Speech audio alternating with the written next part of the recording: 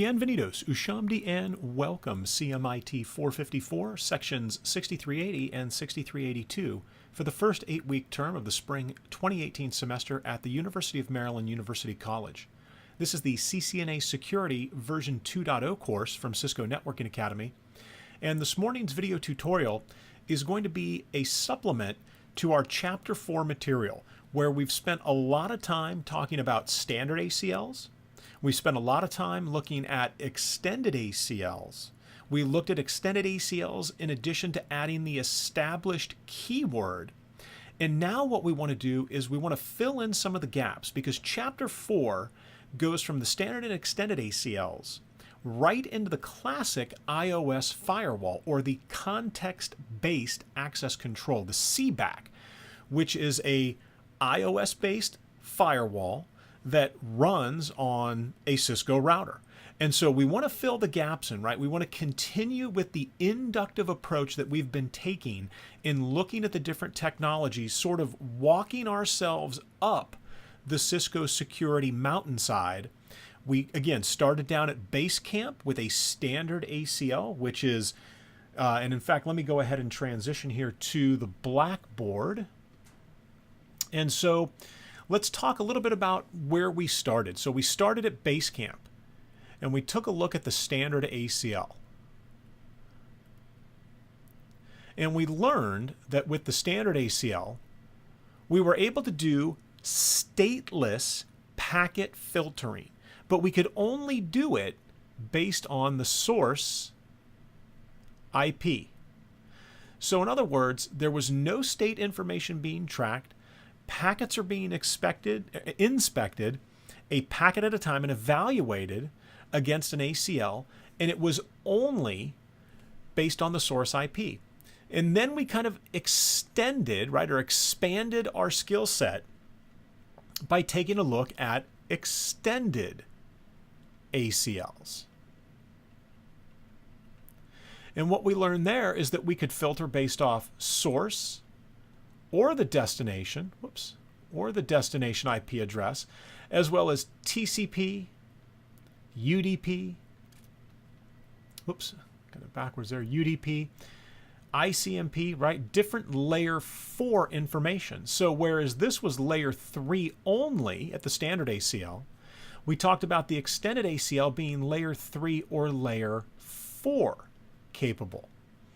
And so that's how we've progressed, right? And so if we look at this in a chronological order as well, Cisco had the standard ACL, and then it became abundantly clear very early on this was going to be insufficient, that only being able to filter based off the source IP was just not going to be good enough. And then that gave rise to the extended ACL. And then I'm going to put a little 2A right here. And the extended ACL was much better. And then Cisco determined that we were going to add in, or I shouldn't say we, that they were going to add in the established keyword, right? And the established keyword made it so that when we applied that ACL that had an ACE, an access control entry, that referred or was configured with the established keyword, that traffic would only be allowed to transit that interface where that ACL was applied with the access control entry that defined established as part of one of the ACEs, that it had to have the acknowledgement flag set. And that was a great improvement. And that was sort of the first rudimentary attempt at coming up with something that was stateful. So I'll call this pseudo stateful, right? Because as we're defining stateful, it really didn't meet the threshold, but it was kind of a good stopgap. But what this didn't stop was some of the common denial of service attacks, because again, hackers are very crafty, and we're really focused in this video, right? This supplement, we're really going to focus on a specific type of attack, specifically a denial of service. Sorry, I shouldn't have done let me go back on that. I want to do the lower, and it's not letting me pull that back, is it? All right, hopefully that is not going to crash. So here, I'll cross it out, we'll start again. So what I wanted to say was denial of service, right? And this could also be seen as a distributed denial of service attack. Now, we talked about these in the first chapter, right? The first chapter covered a lot of theory in terms of the different types of attacks that you can see, what kind of exploits are out there.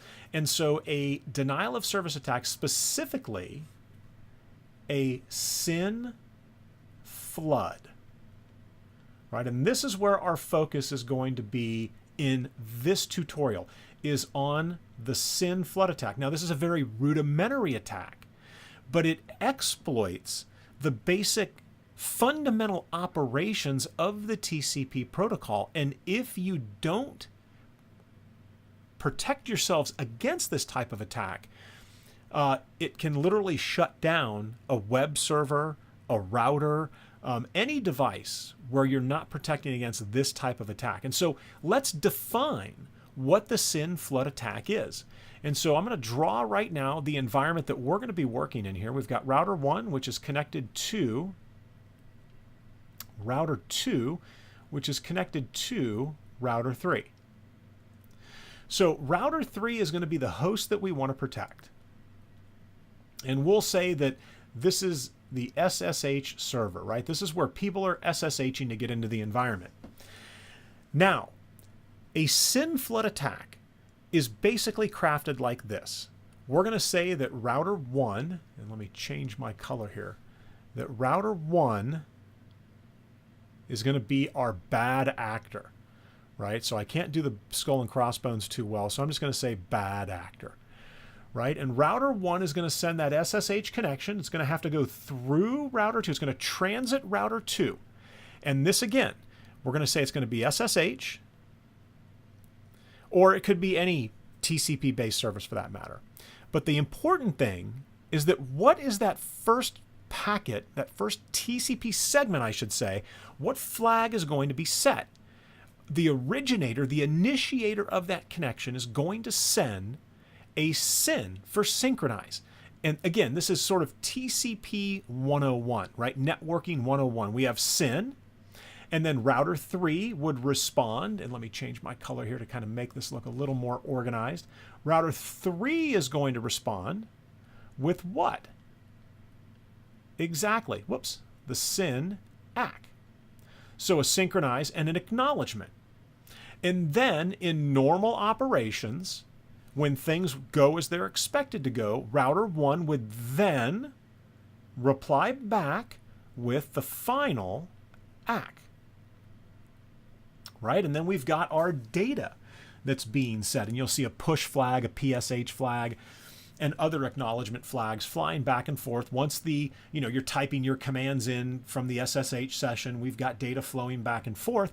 But the key is it's these 3 steps. Number 1 is the SYN packet. Number 2 is going to be the SYN ACK that comes back from the SSH server, or the host in our case here, and then the ACK. And this is what we refer to as our 3-way handshake. And this is how TCP functions. For every connection that's made with an application that leverages TCP, we have a SYN, a SYN ACK, and an ACK. So very early on, bad actors exploited sort of this communication protocol, right, TCP, and the way that it behaves by default for all TCP connections. And so what we had happen was, and now we'll do the bad scenario here, is that the SYN packet would come in, but it would have a bogus source IP. So I'll say bogus source IP. And so router 3 would receive that SYN packet from router 1, and it would have a bogus source IP. So router 3 would say, okay, well, I'm going to go ahead and open up the beginnings of the SSH connection, of the beginning of the TCP conversation. I'm going to send a SYN ACK back, because that's what I do. That's what TCP does. And I'm going to send a SYN ACK back, but it's going to a bogus IP. which means the SYN ACK is never going to reach router 1. And again, when we're talking about a SYN flood denial of service attack, this is by design. So the SYN ACK packet is sent by router 3, who thinks that everything is hunky-dory, right? He thinks everything is okay. He fires the SYN ACK packet back, but it's going to a bogus IP. Therefore, it never makes it to router 1. So then, if the SYN ACK doesn't get back to router 1, what is it that router 1 is never going to send to router 3 in order to sort of fully consummate and fully establish this TCP conversation? Exactly. You've guessed it. That final ACK, the third and final step in the three-way handshake, never takes place. So where does that leave us? Well, it leaves us with router 3 under the impression that, well, you know, I'm just kind of waiting. Maybe router 1's having problems here, but I sent my SYN ACK, and I've allocated resources on my side to wait and try to maintain, right, to wait and receive that final ACK that is never going to come back in. But router 3 does not know that it's not going to come back. Because again, TCP, the protocol itself, is not set up to try to determine, hey, does that IP address that I've received as the source, does that actually exist? No. TCP, the protocol, is simply constructed to initiate with a SYN, to respond with a SYN ACK, and then to establish fully and set up the session with that final third segment that acknowledges, yeah, hey, we're ready to go. Let's talk. We've got our conversation. We've synchronized our sequence numbers. We're ready to go. And that is what TCP is responsible for. And so then early on, and again, the established keyword would not prevent this, because remember, with that established keyword, you would typically have the ACL here, and it would be applied in the outbound direction with the established keyword, because we want to let those packets that have the ACKs out. But that is going to happen even with the bad actor scenario. The SYN's going to come in, that's allowed, right? We want that. And then the SYN ACK is going to be allowed to go out, and we want that. But the denial of service attack will succeed in this case. And so again, sort of chronologically moving along, it became apparent very early on that bad actors exist and that they're going to do bad things. And a denial of service attack, or distributed denial of service attack, known as the SYN flood, which I just described right here, this would not stop that. And so Cisco IOS came up with what we're discussing here, which is the TCP Intercept feature. Intercept. Which is the TCP Intercept feature. And that's sort of going to be the context in which we continue this conversation. So let's talk about the TCP Intercept. It's got two modes of operation, and this is very important. You've got the intercept, the aptly named intercept mode, and then you've got the watch mode, W-A-T, whoops, pen flew off the thing there. You've got the intercept mode and the watch mode. Now I'm going to asterisk the default mode. So by default, TCP Intercept will function in intercept mode. Think of that as the active mode, right? Now, what does that mean? Well, what that means is, and again, the premise of this scenario is that we want to protect router 3. Router 3 is the host that we're trying to protect from the denial of service attack, the SYN flood attack. So router 2 is going to be the protector. And this is where we're going to set up that TCP, and I'll just say TCP INT, TCP Intercept, right? Because we want router 2 to be the gatekeeper here. We want router 2 to be the guard, to watch, to make sure that if it suspects a SYN flood denial of service attack, that it can take some sort of action. Now, in the intercept mode, which is the default mode, you're going to see that what really happens here is we've just moved the victim from being router 3, right? We've kind of pushed it one step closer to the attacker. And this is an intercept mode, is an active mode. So router 2 is then going to bear the burden of all of the resources that would be required to protect router 3, because in intercept mode, here's what happens. The SYN packet comes in, but it's not allowed to transit all the way to router 3. Router 2 is going to intercept it, right? And hence the name TCP Intercept. In fact, it doesn't have to be just SSH. Any TCP-based application, that SYN, the initial SYN, is intercepted.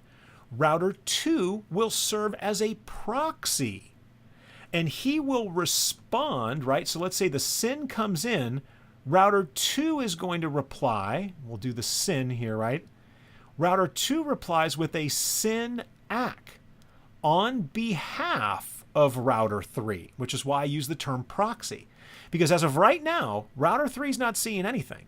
Router 2 is saying, aha, I see a SYN packet coming in. I'm configured for TCP Intercept. I'm going to respond with the SYN ACK on behalf of router 3, because I want to see, do I get a final acknowledgement back from router 1, or is this bogus traffic? And am I doing my job protecting router 3 by waiting? And I believe the default, I want to say it might be 60 seconds or 30 seconds. You can tweak that, right? You can set it. How long is router 2 going to wait for that ACK to come back? For this communication, how long is router 2 going to wait before he says, aha, you are trying to do a denial of service SYN flood attack, and he terminates it by sending a reset, RST. He sends a reset when he senses that this could be bogus traffic headed to router 3.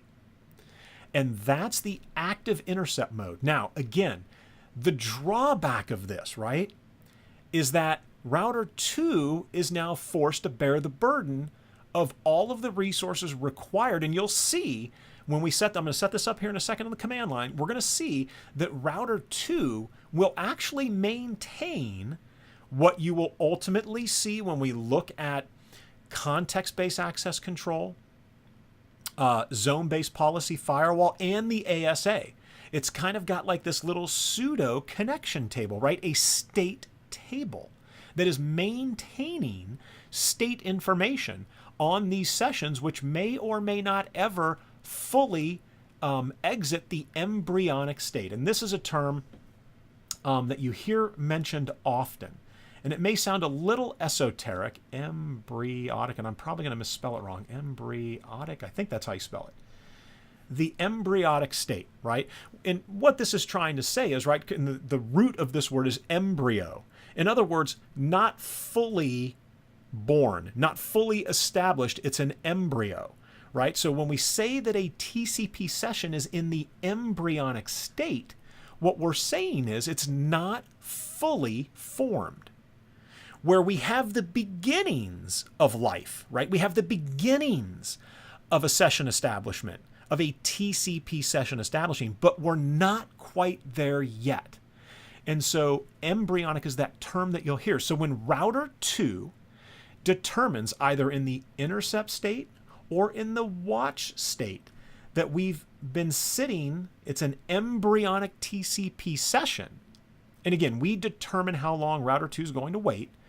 It will then simply send a reset and terminate that connection, right? Okay, so that's the active intercept mode, the default mode. Let's talk briefly about the watch mode, and this is the preferred mode, especially if you're talking about a lot of connections coming through. And I'll talk about the use case, right? Because if you're sitting there scratching your head saying, wait a minute, obviously we've got reflexive ACLs, and I'll say reflexive ACLs, and this is where we're going to go in the next module, kind of to fill the gap in between the extended ACL and the CBAC. We have reflexive ACLs that came into play. Then you had that context-based access control, or CBAC. And then things progressed, 1, 2, 3, 4, 5, 6. Then things progressed to the zone-based policy firewall, right? Which is sort of this is today. This is where we're at today in terms of technology from an iOS perspective. Remember, in terms of use case, what we're really talking about here is you've got a remote site. And I've had learners in my classes before, one in particular, they had locations in Siberia. They had locations in like Alaska, but like North Pole, Alaska. I think it was Barrows, Alaska or something like that, where radar ground stations were communicating back over fractional T1 circuits, maybe 256 kilobits a second, maybe 512 kilobits a second. So again, definitely extremely remote locations with extremely limited resources from a power perspective. So they weren't able to stick a Cisco ASA 5550 or, a 5585X. It just that doesn't make sense in a location like that, right? You've got this remote location with limited rack space, limited maybe room space, limited power. So what are you going to do? This is the use case, right? And this is all about that zone-based policy firewall use case. That's where it makes sense. Because it doesn't make sense if you've got 1,000 sites like that to put an ASA, a second piece of hardware, a second appliance at that location if you don't need it.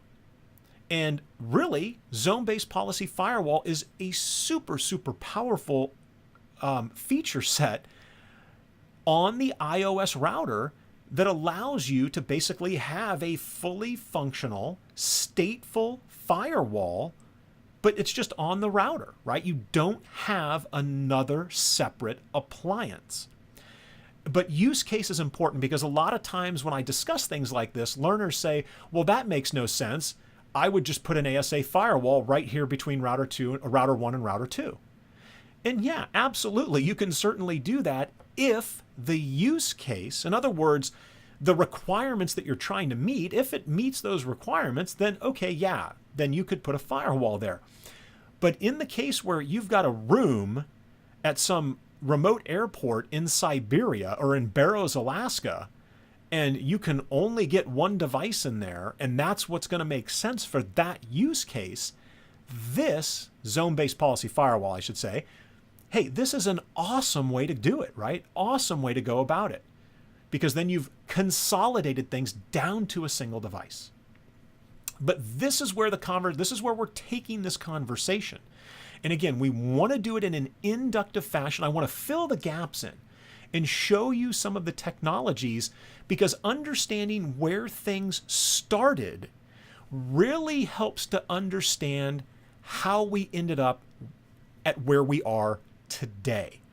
So we started with the standard ACL, we grew to the extended ACL, we tacked on that established keyword, and then we kind of ended up, hey, TCP Intercept, because the denial of service attacks and SYN floods, these were so popular back in the day, back in the, the 80s, early 90s, these late 80s, early 90s, SYN floods and denial of service attacks, super popular. So here is sort of an interceding technology that was developed and deployed, and this goes all the way back to iOS release 11.3.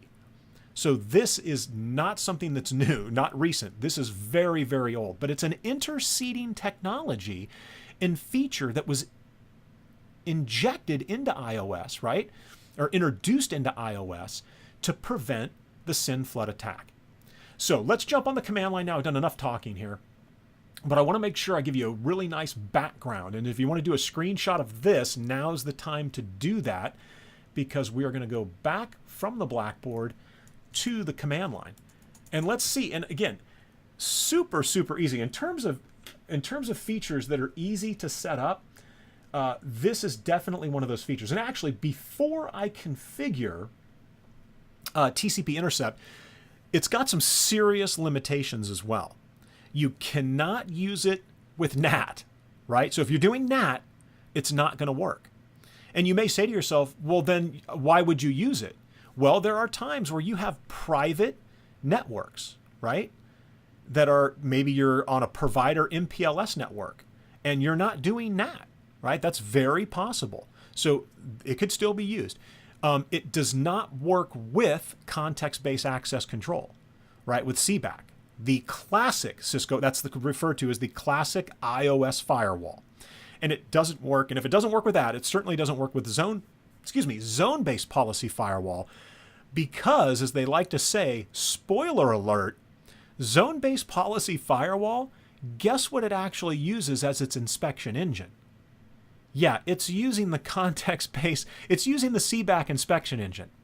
So there's the spoiler alert that zone-based policy firewall, it's got a very nice polished front end. When you do the configuration, and we do it in that C3PL, right, sort of that class map, policy map approach like you do with quality of service, that's how you configure zone-based policy firewall. But behind the scenes, right, when you pull the curtain back and you peel the onion, layers of the onion back, zone-based policy firewall is nothing more than CBAC under the hood. That is exactly what's going on there. So, and we'll talk more about that when we get to that. But let's wrap up this TCP intercept connection. So, a TCP intercept tutorial. So, we've got router 3 here. So let's go on to router 1, and this is router 1 in our use case here. And the host name, again, kind of irrelevant. Don't worry much about the host name. But if I was to say, if I wanted to ping 3.3.3.3, that's the loopback address. That is a virtual software address on router 3 that I have reachability to. And I'm going to source this ping from my loopback address. And I'm going to talk, when I go to do the SSH, I'll talk about how I did that with SSH. So I ping and I've got connectivity. That's great. Now, show run include SSH.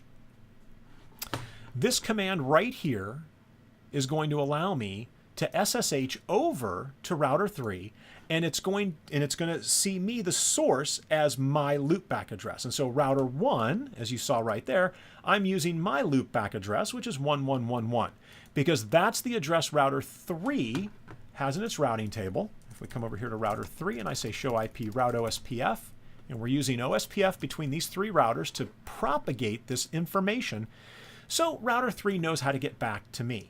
And that's why that ping worked. Because if I were to say ping 3.3.3.3 and hit enter, it's not going to work. And very briefly here, the reason that this doesn't work is, remember, the source IP that'll be in the IP header of these packets that are trying to get over to router 3 that are failing, if I don't override the default source, which is going to be the outgoing interface on this router, if I don't override that, the packets are going to fail, or I'm sorry, the ping is going to fail, as you saw, because router 3 doesn't have a route to get back to the gig 02 interface on this router. You can see here, to get over to the 3333, I'm going out my gigabit Ethernet 02, and the IP address of that interface is 10.121, not 2. This is the IP address of the next hop router, router 2. So again, that's why I wanted to show you that, because this is going to work here, and it might not work for you if you're not advertising this interface into OSPF. And I'm suppressing these by design, because the transit networks, you're not trying to get to the transit network, which is the network between the routers. You want to get to that loopback address. All right, so when I say SSH, let's test it out first. SSH-L admin, and we're going to 3.3.3.3. And there's my password prompt. So I've got a username and a password defined over there. I could be doing ACLs, right? Or, I'm sorry, ACLs. I could be doing AAA, right? And I could have my AAA local database being referenced. I don't. It's just basically using the not the new model. It's using the old school model, which is going to be the running config. But as you can see, look, I got logged on to router 3. And then if I wanted to exit out, I can exit out. Now, this is all fine and dandy in a world where there are no bad actors or there are no bad people who like to do bad things. So in our use case, TCP Intercept, how do we set it up? Well, remember, we said router 2 is going to be the protector. And the reason we did the SSH here and prove that it worked, right? We want to make sure that we show that this functions. So I'm going to come over here to router 2, and we're in the user exec mode because of the greater than sign. I'm going to go configure terminal. I'm sorry, not configure terminal. I'm going to go enable to get to privilege exec, and then I'm going to say configure terminal to get to global config. And this is how simple, at its core, right? It's very easy. There's probably 15 to 20 things we can customize with TCP Intercept. But we're interested in kind of the core setup, right? How do we get it set up? And here's how easy it is. There's really two things that are required. We need an ACL. And what this ACL is going to do is it's going to define the host or the hosts that we want to protect. And so let's set this up. So I'm going to say IP access list. I'm going to do an extended ACL. You could just say any, right? But we're going to be a little more specific, right? I want a little more context provided around the TCP intercept with some specificity. So I'm going to say IP access list extended, and I'm going to call it TCP _ intercept. Intercept. Make sure I spell that right. So now I'm into the named ACL configuration mode. So we're only working with that one router, and the host is 3333, right? But let's make it a little more interesting. Let's say that I wanted to permit TCP. Now, from where, right? If I go back to the blackboard just briefly here, from where, right? Well, in this case, we know it's only coming in from router 1, but in the real world, who knows what sits behind? Who knows what sits behind router 1? Sorry about that there. Cell phone was ringing. Who knows what sits behind router 1, right? Because if I only block router 1, then all these things that could be behind router 1, those would not meet our criteria. So we know how to do this, right? Let's rotate out of the blackboard. We know how to do this. We're going to say permit TCP from anywhere, right? Because that's what we want, right? We want to get it from anywhere. But we only want to protect, and we'll pretend here for a second. We want to protect anything on the 192.168.0.0/24, right? And that's a wildcard mask for a /24. So everybody on the 192.168.0.0/24 network, we're going to go ahead and sort of intercept any TCP communications destined to them. And what if I had, let's say we'll do this here, the 172, we'll keep it simple, 172.16.1.0/24 network. And then let's throw in a permit TCP from anywhere going to a 10.0.0.0.0.0.255. So for all of the hosts on those three subnets, right? And again, we're using /24, so we've got 254 usable IPs. So what is that? 500 and something, right? So, or 750, close to ballparking it there. So we're protecting, we're intercepting. Router 2 is going to intercept on behalf of any host on any of those subnets, any TCP traffic that is destined to those subnets. And then finally, let's make sure we add in what we really want to block is TCP, or I shouldn't say block. We want to intercept TCP traffic coming from anywhere going to, and there's two ways I can say this, right? I could say host 3.3.3.3, or I could say 3.3.3.3, and use my quad zeros, or I could simply leave it as 3.3.3.3, and the ACL should figure that out. But let's stick with what we want to make sure that we're clear in our syntax. And so we say permit TCP any host 3.3.3.3. So step 1 for TCP intercept, we create the ACL. And again, the ACL defines the hosts and or networks that we wish to intercept TCP communications on behalf of and protect from a SYN flood attack. Because what we're going to do here is router 2 is going to intercept any TCP communications on behalf of any host that is going to be receiving any TCP communications, and it's going to intercede and proxy initially until the three-way handshake is out of the embryonic state and complete. It's going to proxy that three-way handshake. And then once it's done, some other terms that you'll commonly hear, once we have success, router 2, and let me get the pin up here, we'll go yellow. Router 2 is going to stitch together, or, and you'll sometimes hear knit. I don't like knit, I like stitch, and I don't hear knit too often. So I've always used stitch, but you could hear both. But irrespective of which term you hear, in this context, what that means is router 2, once the TCP connection has completed the three-way handshake and has exited successfully the embryonic state, router 2 will stitch together that TCP communication and then pass it on to router 3. So that router 3 can then pick the ball up and run with it. So that router 3 is now going to be responsible for that communication. And now router 3 is involved. And again, what we've done is we've protected router 3 until we've gotten to the point where we've determined that this is legitimate TCP traffic. Once we determine it is legitimate TCP traffic, and we being router 2, we stitch together that information, we pass it all on to router 3, who then runs off and does everything as if he had been involved the entire time. And that's what that intercept is doing. And so again, step 1, we create the ACL. Step 2, what do? We simply activate TCP Intercept, which is very straightforward. So I'm going to say IP TCP Intercept. And I think it's list. And yeah, it's list. And so I say IP TCP Intercept list. And list, as you can see here, specify my access list. Well, that's a given, right? We just created that. TCP _intercept. Did I spell that right? My spelling is terrible. Intercept. It looks good. Now, and this is important. So watch this. Let me see. Does the parser notice? Yeah, so spelling is critical because you'll notice what just happened here. Did the parser tell me, hey, you just put in an ACL that doesn't even exist? No, it didn't.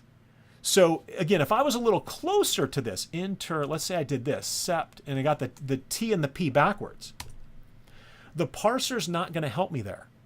So be careful, right? You want to make sure that you check, and that's one of the reasons. And if you've watched some of my other videos, you'll know that my spelling is not always the best. And I've definitely had this happen before in the real world on prefix lists and route maps. Intercept. So cut and paste is a great way to avoid this problem, but I just as easily type this out. So IP TCP Intercept list, and then the ACL, and make sure you get that ACL name correct. So do show run, include intercept. And as you can see, there it is. The other ones were overridden. So you can see they were just basically replaced by the correct one, because we can only have one ACL that we're referencing here. That's another thing that you'll see, right? So it doesn't work with NAT, doesn't work with context-based access controls, and we're kind of tied to this ACL that we've created. Now, we've got IP TCP Intercept Mode Watch. So it looks like, I guess previous releases, my understanding was the default was Intercept, where it was active. So this is smart. And again, this is a very recent release. I'm 15.6 code. So earlier code, the default was Intercept. But it looks like now the default is this watch mode. And so here's how we would change the mode. IP TCP Intercept Mode. Whoops, and there's only 2 modes, and we should only see 2 modes. And so I'm going to change it to Intercept Mode for now. So when I say do show run, include intercept, and that's going to give me interface, you'll see, and you know what? I'm wondering if, yeah, intercept is the default because it doesn't show. So yeah, and you know what it is I actually had this configured. So let's do this on a router, on an ISR G2. So this is a 1941. It's got to be intercept is the default. I'm almost positive. I think I been playing around with it on that router in preparation for this and maybe didn't remove that configuration command. So if I was to say IP TCP Intercept, is it not going to allow me? Or I'm sorry. Yeah, IP TCP. And it doesn't look like it's going to allow it on this router. Is that because to show, kind of unfortunately going down a rabbit hole here, I apologize. No, this has got the security license on it. So that isn't it. IP TCP Intercept, and that's not it. All right. So there's another issue here. And so instead of, I don't want to waste time on that, but it's intercept should be the default mode. And it had to be that I had that command on there, the watch command on there, and didn't clean it up before I jumped into this video. So intercept is the default mode. That's the mode that I've put us back into. So now let's see what happens, right? Because there's a couple show commands, really only 2 show commands that we're interested in. So let's go back over here to router 1. And here's what the intercept/active mode is all about, where router 2 is actively going to be proxying for router 3. So SSH-L admin, and we're going to 3.3.3.3. And remember, it's sourcing it off my loopback, and that's a command that we put in global config there that I showed you earlier, that IPSSH source interface command. And I get my password prompt. So let's put in, I don't know if it's Cisco, it should be. And there I am. I'm on router 3, but that's not what we're really interested in. So you can see we successfully got through, but what is TCP Intercept actually doing for me here? Well, it's pretty straightforward. It showed TCP Intercept, and there we go. Only 2 options, connections, and there's my connections, and statistics, and there are my statistics. And so let's talk about this briefly here. So what does it buy us? Well, take a look at this, right? We get this output here. Whoops. We get this output here where router 2 is actively participating. It's watching. It sees the source port for the SSH connection. It sees the destination port and the destination IP and the source IP. It's got state information. It knows that this is established. How long? It was created 25 seconds ago, and obviously we've got an artificially high timeout period here, and it's initiated, right? We're established, we're up, we're running. This is working right now. I am SSH'd into router 3 from router 1 through router 2. And then the statistics command, right? Intercepting new connections using access list, TCP Intercept, right? That ACL, and we're familiar with that, right? We've done these ACLs over and over again now as part of chapter 4, so we know how to create that extended ACL. No incomplete, and this is what you're going to be looking for, right? Because that is telling me, hey, am I getting a whole bunch of incomplete TCP sessions that I should be concerned about? Because if you see this number in the thousands or the tens of thousands or the hundreds of thousands, you might have an issue, right? You may be subject, this device may be subject to a SYN flood denial of service attack. And then we see we've got 1 established connection, right? And this is what you want to see. You want to see 0 here, and you want to see this number incrementing, because these are successful TCP 3-way handshake sessions that have been set up. When you see this number rising, you've got embryonic TCP sessions that have not fully matured to the 3-way handshake completion. You've got an issue. Now, just real briefly, I'm not going to set a lot of these options up, but I'll show you them. So 1 connection request per minute. This right here, when TCP Intercept is running in active mode, which means intercept mode, the default mode, it is watching to see how many connection requests am I getting per minute, because I can set a high watermark for that. I can say, hey, on average, we get like 50 requests per minute. So if you see 250 requests per minute, I want you to transition into what we call aggressive mode. And it's just like it sounds. That's when TCP Intercept is not just sort of like watching to see what's going on. Remember, intercept mode is an active mode, and it's going to step in, it's going to take action, and it is going to hammer requests if they exceed your high watermark. And then you could define a low watermark, right? But we could also do it based on the number of connections per minute. So I can say, hey, if I'm getting over 250 connections per minute, go into aggressive mode, take action. I could say max incomplete, right? And typically these are used in tandem.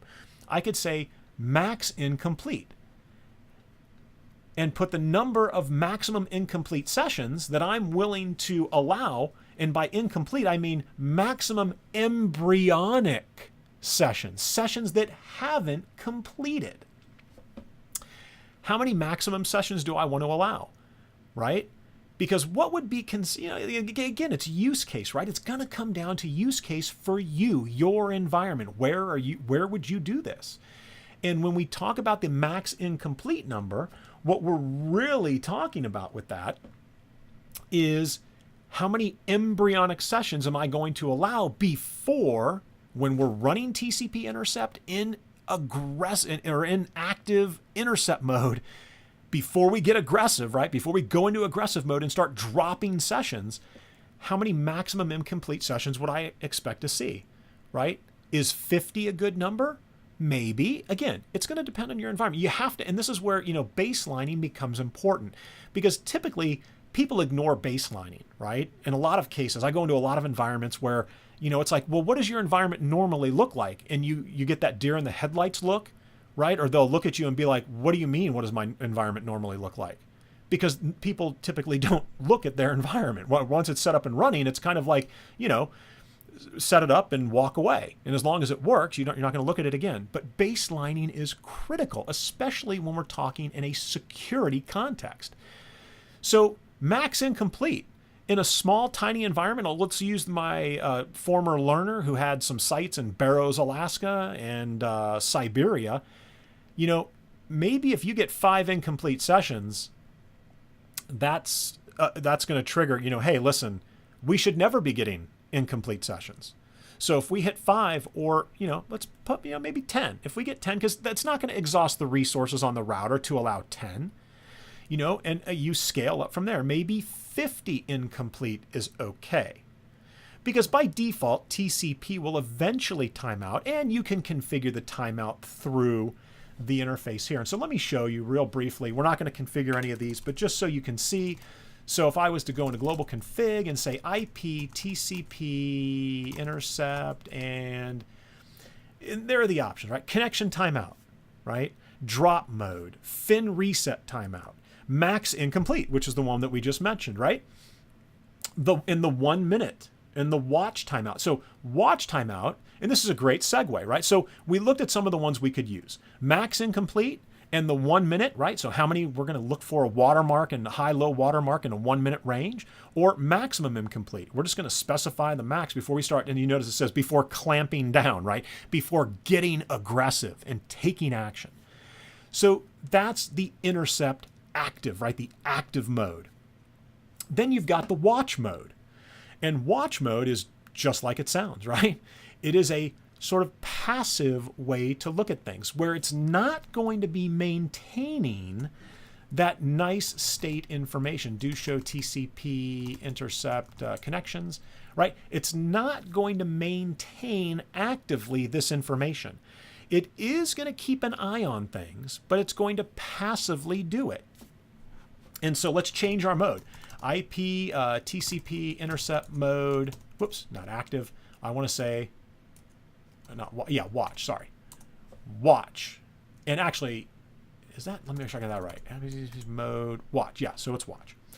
So we're good. So we're in watch mode now. So now if I were to say, and let's see if there's any remnants left, any traces of that previous connection. Do show TCP, intercept, and connections. So I still see it, but let's do this. And that, because again, that could be hanging out because it was already there. If I exit out here, right, that session no longer exists, and I'm in watch mode. And so let's see how long it takes. There we go. And it's gone. And you can see it cleaned it up rather quickly, okay? And that's watch mode. And so let's say that was intercept mode where it kept track of things. Now we're in watch mode. Let's restart this SSH connection and let's establish it. And there we go. So I'm now successfully going through router 2. So what about watch mode? Well, take a look.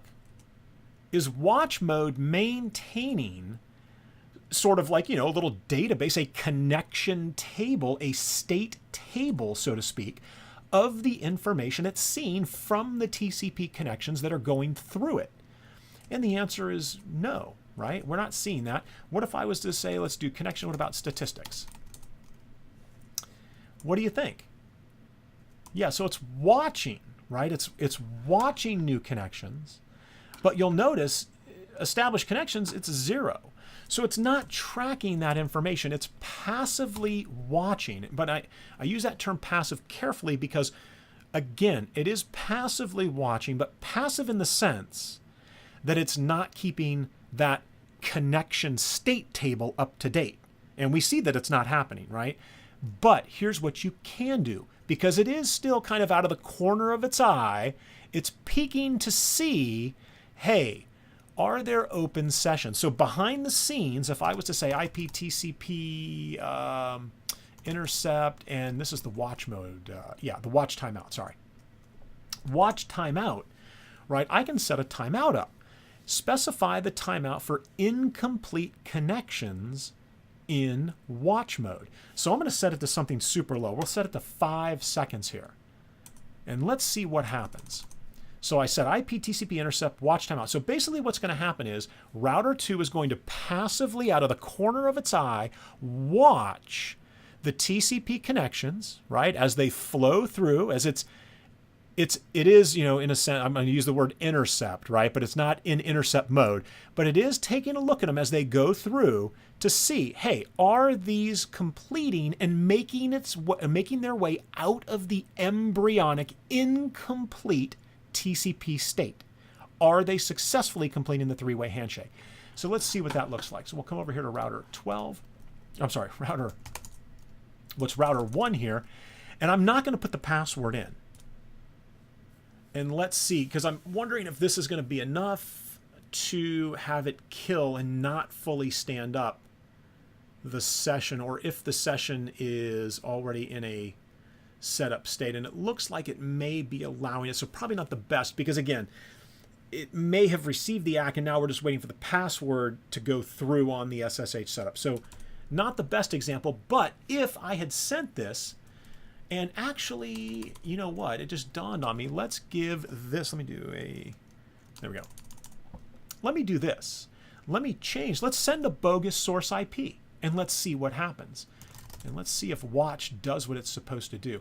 So I'm going to say IP SSH source interface, and I'm going to say, let's use serial 000. And this interface isn't even up, or it's not part of OSPF. So that is definitely a bogus IP that it does not have any information to get back to. All right, so here we go. Let's say SSH -L admin, and I'm hoping that this does what I am building it up to do. And you take a look, right? It couldn't get to us. We set it for 5 seconds, and let's see if watch is going to do it.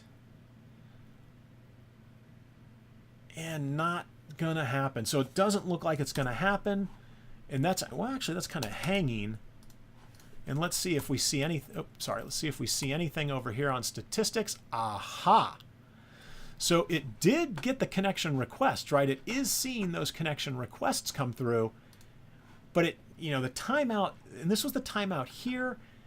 It may have timed out quicker here. Let's try it one last time. Again, I'm going to leave it after this, and let's see what we get for that, and let's see what we get for connections. Aha! So we do see something here in the watch mode when we notice that we are watching, or we are waiting, right? We're waiting, and did it get past 4 seconds? No. All right. Again, I was kind of winging it when we got to this part. And it was great. It's always great when you're building something up like, hey, we're going to see something really cool here in this demo, and it actually pulls through and does what you said it was going to do. It looks like what's going on is over here, it just took it a little longer than 5 seconds to kind of sputter out. So 2, 0, 4, 3, right? You can see the timeout value, because what's happening is the SSH is trying to establish, and then there you go. Within 5 seconds, we were done, right? We were done. So very, very cool. And again, you see this, and let's take a look at the statistics. What are our statistics showing? Well, again, it's not showing incomplete, right? But it is showing the connection requests per minute. And that was why really the only watch mode option that we had, which was IP TCP intercept watch timeout, that was really the only thing that we had to manipulate. There was the watch timeout, because again, I'm just kind of watching passively to see what happens. So SYN sent, but we are in the waiting mode, because again, this, and you can see here was the source, right? 10.11.22.1. Router 3 has no routing information to get back to show IP route, to get back to that source network. 10.11, whatever it was, 23. It's not in here, right? Or 10.11.22, whatever it was. It's not in the routing table for router 3. And so therefore, the watch mode did exactly what we wanted it to do. And so if you were to log in and take a look at the show TCP intercept connections, and you saw thousands of these coming from thousands of different IPs, or the same IP, which is, you know, thousands of different ports, you could safely assume, right, in most cases, that, hey, we may be the subject of a SYN flood denial of service attack. All right, and so again, let's recap what we've talked about. I always like to kind of pull everything back together here.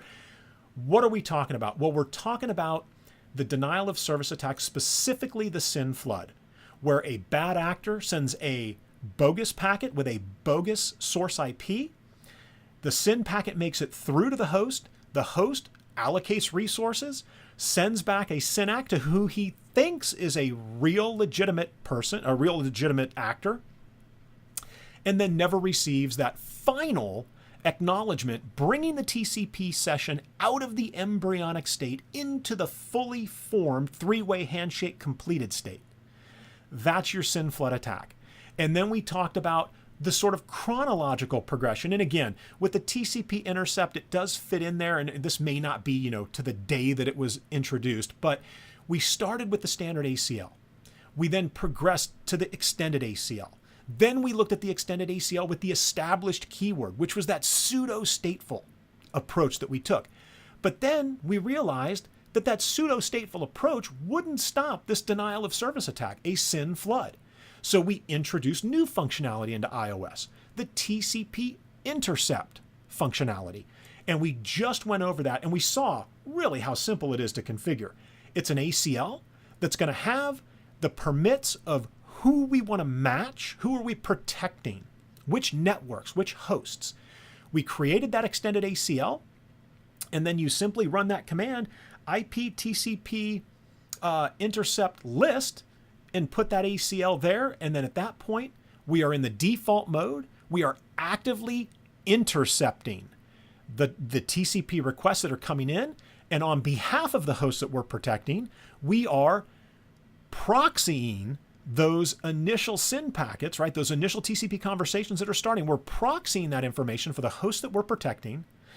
And then we complete the three-way handshake. We then stitch together, or knit, I just don't like that term, but we stitch together that TCP completed three-way handshake, hand it off to the host in question and say, all right, here you go. This is legit, off you go.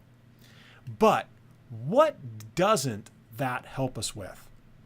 Yeah, it doesn't help us with possibly bogus, and it could, let's say HTTP, right?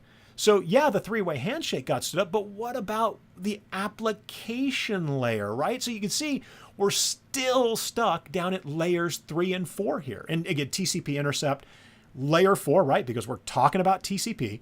So we're moving further up the stack and we're improving the security posture, but we're not quite all the way there yet. All right, that is going to wrap up this video. Supplement on Cisco, and I need to get back to, sorry about that, get out of the Blackboard. I need to get back to, need to get off the Blackboard to get to the slides. But this wraps up the iOS TCP Intercept SYN Flood Denial of Service Supplement. So again, we're taking a very inductive approach as we walk up the Cisco security mountainside from an iOS perspective, trying to make our way to that ASA firewall ultimately, or that zone-based policy firewall if we're stuck with just a router. And always remember, use case, use case, use case. What are your requirements? What are you trying to do? All right, thanks so much for watching, and I'll see you guys in the next video, which is going to be on reflexive ACLs.